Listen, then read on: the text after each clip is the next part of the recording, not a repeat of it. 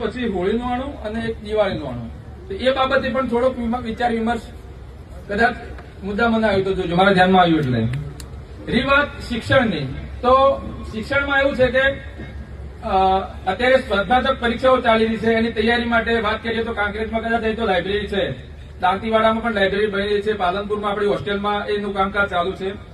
બીજી વાત કે અત્યારે યુવાનો જે બહેનો દીકરીઓ બંને માટેની વાત છે, અને વધારે તો જે કોલેજ કરવા જાય એમના માટે સોશિયલ